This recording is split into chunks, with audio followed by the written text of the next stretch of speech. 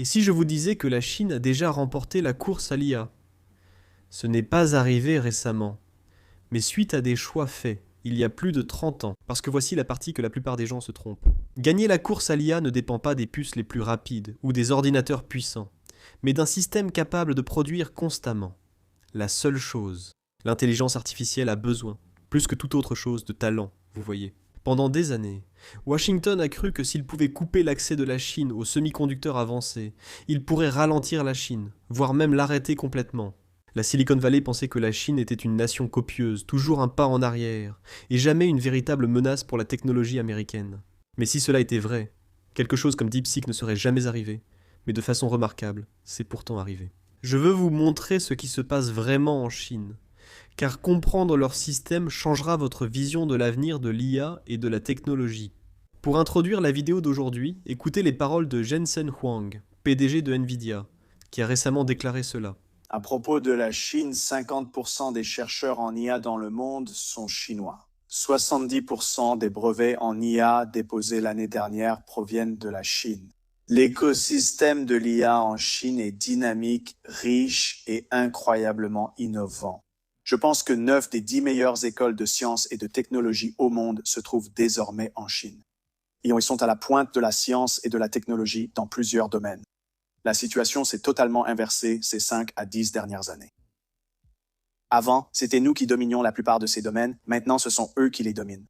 Ils ont une grande population d'étudiants hautement qualifiés. Ils travaillent incroyablement dur. C'est un pays doté d'un esprit immense. Cet extrait est important, car Jensen Huang est l'un des initiés les plus influents de l'industrie mondiale de l'IA.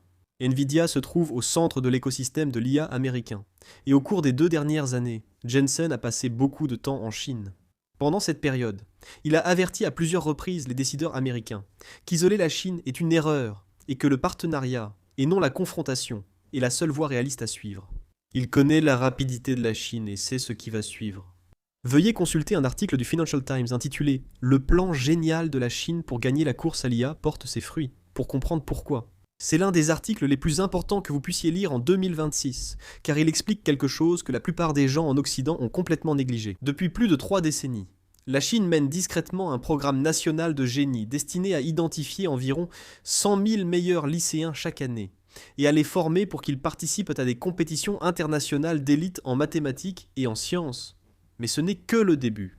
Ces étudiants sont ensuite admis en priorité dans les meilleures universités de Chine, des institutions qui sont aujourd'hui reconnues mondialement comme des leaders dans la recherche scientifique. Après l'obtention de leur diplôme, beaucoup d'entre eux deviennent ingénieurs, fondateurs et chercheurs, alimentant les entreprises technologiques les plus importantes de la Chine, et les résultats parlent d'eux-mêmes. Jiang Yimini, le fondateur de ByteDance et créateur de TikTok, est issu de ce système. Les dirigeants des 2 plus grandes plateformes de commerce électronique de Chine, Taobao et Pinduoduo, proviennent du même parcours. Il en va de même pour le fondateur de Meituan, la super application de livraison de nourriture en Chine. Les 2 frères fondateurs de Cambrican, désormais grand rival chinois de Nvidia, étaient aussi issus de la classe des génies. Il en va de même pour les ingénieurs principaux derrière les grands modèles d'IA chez DeepSeek et Queen d'Alibaba, ainsi que pour l'actuel scientifique en chef de Tencent, qui a été recruté directement depuis OpenAI. Honnêtement, je pourrais consacrer une vidéo entière rien qu'à citer les leaders technologiques chinois issus de ce parcours. Mais l'idée est simple. La Chine a mis en place une chaîne de production de talents d'élite, et elle fonctionne à une échelle qu'aucun pays occidental n'essaie même de comprendre. L'ampleur de cela. Considérez un chiffre. La Chine diplôme environ 5 millions d'étudiants, en filière STEM chaque année, alors que les États-Unis en diplômant environ un demi-million. Ce ratio de 10 contre 1 pèse davantage que toute limite sur les semi-conducteurs. Les étudiants sélectionnés pour la filière génie sont retirés des classes ordinaires entre 16 et 18 ans. La plupart des étudiants travaillent dur pour l'examen d'entrée à l'université en Chine, tandis que les élèves de la classe génie Begaokao se concentrent surtout sur leur matière de compétition. Ils finissent tout le programme du lycée et une grande partie des cours universitaires avant d'obtenir leur diplôme. Et s'ils remportent les meilleures compétitions nationales ou internationales, ils contournent complètement le Gaokao et sont admis directement dans les universités d'élite chinoises, parfois même avant d'avoir terminé le lycée. À partir de là, les meilleurs élèves intègrent des programmes encore plus avancés, en particulier en informatique et en intelligence artificielle. La Chine construit de la profondeur, pas seulement des étoiles. C'est ce que la plupart des décideurs occidentaux ne saisissent pas. Vous ne pouvez ni sanctionner, ni bloquer cela par des contrôles à l'exportation, ni arrêter un vivier de talents dès le lycée. Et pour mieux comprendre ce qui se passe réellement, je veux que vous écoutiez attentivement les paroles d'Eric Schmidt, l'ancien PDG de Google, et l'une des figures les plus influentes de l'intelligence artificielle aux États-Unis. Je pensais que la Chine et les États-Unis étaient en concurrence au même niveau dans le domaine de l'IA. Le bon travail que vous et vos prédécesseurs avez fait pour limiter l'accès aux puces les ralentissait. Ils font vraiment quelque chose de plus différent que ce que je pensais. Ils ne poursuivent pas de stratégie folle d'AGI. C'est un aveu majeur de la part d'Eric Schmidt. Il reconnaît que les restrictions américaines sur les puces n'ont en réalité pas arrêté la Chine. Elles ont simplement forcé la Chine à changer de stratégie. Les entreprises américaines d'IA poursuivent en grande partie l'AGI, ou intelligence artificielle générale, l'idée de construire un système d'IA capable de penser et de raisonner comme un humain dans tous les domaines. De nombreuses entreprises américaines misent sur ce pari audacieux. La Chine, cependant, a suivi une voie très différente au lieu de tout miser sur une seule percée futuriste. La Chine déploie l'IA partout, dans la fabrication, la logistique, la robotique, la santé, la conduite autonome, les systèmes énergétiques et l'optimisation industrielle. En d'autres termes, tandis que l'Occident poursuit une seule ligne d'arrivée hypothétique, la Chine utilise l'IA comme un outil polyvalent, pour résoudre dès maintenant des problèmes concrets à grande échelle. Et Eric explique exactement ce que la Chine va faire ensuite. Le résultat, c'est qu'ils sont très concentrés sur l'application de l'IA à tout. Et donc, ce qui m'inquiète, c'est que nous devons aussi concurrencer les Chinois dans les choses du quotidien, les applications grand public, les robots et ainsi de suite. J'ai vu toutes les entreprises de robotique de Shanghai et ces gars-là essaient de faire avec les robots ce qu'ils ont déjà réussi à faire avec les véhicules électriques. Voici où cela devient vraiment intéressant. La Chine a déjà réussi à bâtir l'industrie de véhicules électriques la plus avancée au monde. Les voitures électriques chinoises sont aujourd'hui les plus vendues au monde. Et la Chine veut maintenant appliquer cette même stratégie à l'intelligence artificielle, mais pas de la manière à laquelle la plupart des gens s'attendent. Écoutez attentivement Eric Schmidt expliquer la stratégie de la Chine. Mon propre parcours est dans l'open source. Dans le public, vous le savez tous, open source signifie code ouvert, open weight signifie données d'entraînement ouvertes. La Chine concurrence avec des poids ouverts et des données d'entraînement ouvertes, tandis que les États-Unis se concentrent en grande partie et majoritairement sur des poids fermés et des données fermées. Cela signifie que la majorité du monde, pensez à l'initiative, la ceinture et la route, va utiliser des modèles chinois et non des modèles américains. C'est pourquoi ces extraits sont importants. Ils ne proviennent pas des médias chinois, mais d'un des initiés américains les plus respectés en IA. Et Eric Schmidt y fait une remarque notable. À l'avenir, une grande partie du monde utilisera des modèles d'IA chinois. Alors, examinons une étude de cas concrète, pour voir comment cela se produit déjà.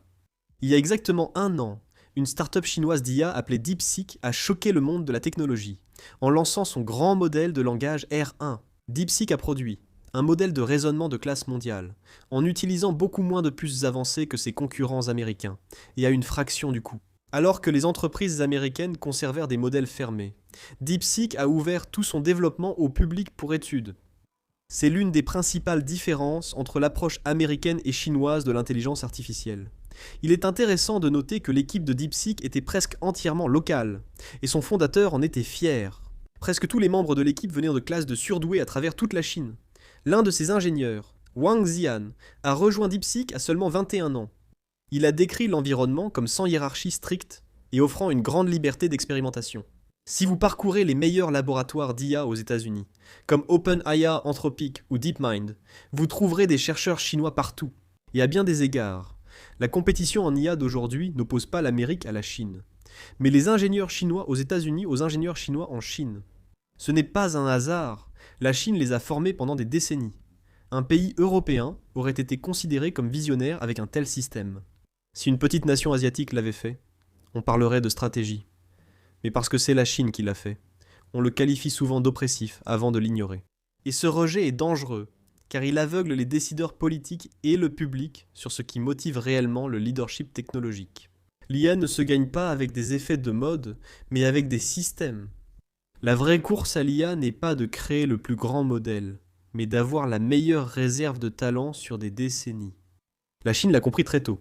Et c'est pourquoi, quand les gens disent que la Chine rattrape son retard en IA, ils sont déjà trop tard. La Chine n'a pas seulement rattrapé son retard, elle a construit le pipeline en premier. Et à mesure que nous avançons vers 2026, les effets de ce système ne ralentissent pas, mais créent en fait d'importantes opportunités d'investissement. Resolve a récemment clôturé un tour de financement sursouscrit de 250 millions de dollars soutenu par des investisseurs institutionnels, ce qui leur donne l'un des bilans les plus solides dans le commerce de l'IA à l'approche de 2026. Ce capital sert aux fusions-acquisitions, au déploiement mondial et à l'essor de la plateforme. Financièrement, leur croissance est agressive. Ils ont achevé 2020-2025 avec environ 209 millions de dollars de revenus annuels récurrents. Décembre 2025 a été leur premier mois rentable pour l'ensemble de l'année 2026. Resolve prévoit environ 350 millions de dollars de revenus, soit près de 10 fois la croissance d'une année sur l'autre, et ils visent un revenu annuel récurrent de 500 millions, taux de sortie prévu d'ici la fin 2026.